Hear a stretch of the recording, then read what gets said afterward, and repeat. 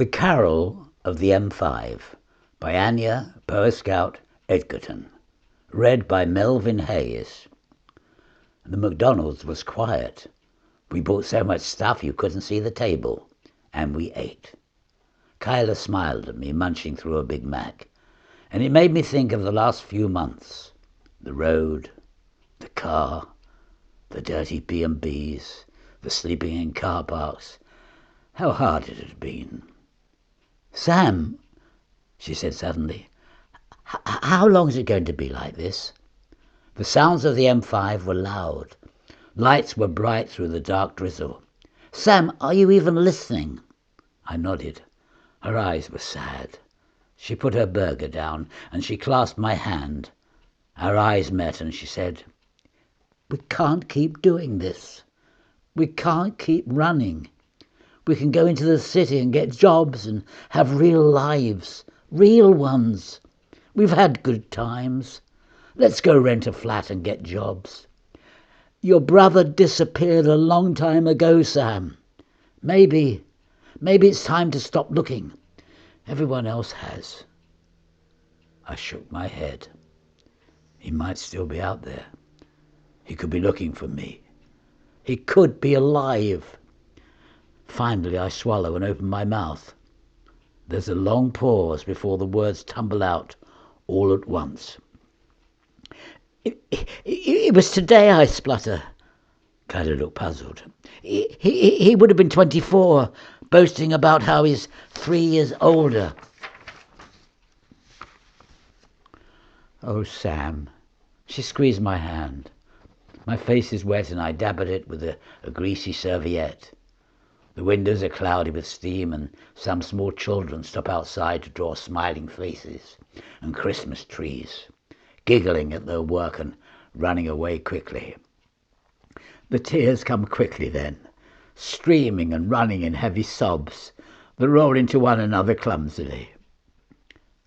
"Look," Kyla said quickly, "we should probably go." Suddenly something clicks. Something rises inside of me. Flames lapping the walls of my being, and I scream at her. I don't have a home.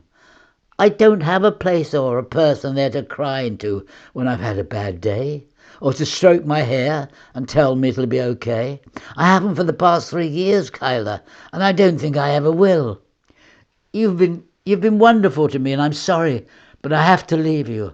I have to let you find your place, go back to your people who stroke your hair and make you cups of tea and listen to everything you have to say.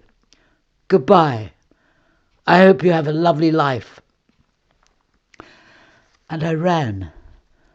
I left everything behind, slammed the door of McDonald's behind me and turned and beat my legs and as hard and fast as possible against the grass next to the M5.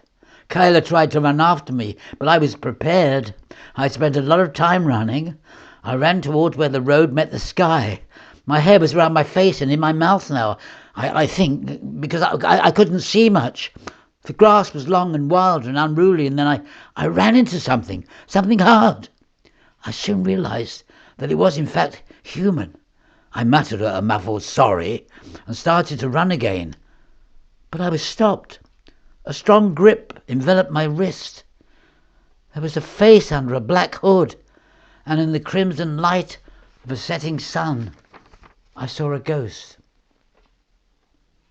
There was a face under a black hood, and in the crimson light of a setting sun, I saw a ghost.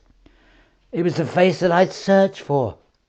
He was there, and he was flesh, and he was Thomas, my Thomas.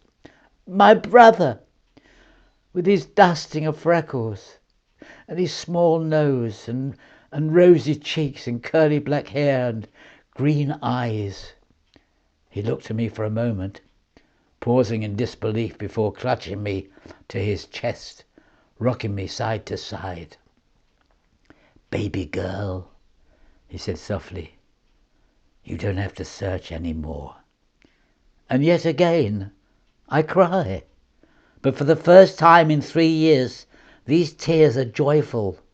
They're not violent, they're quiet, and they're content. That's my favourite type of happy. It's quiet and hidden and warm, with rosy cheeks and a delicate nose and a dusting of freckles. My hands clasp his and we just rock slowly to the music of cars and beeping horns and the late afternoon rush.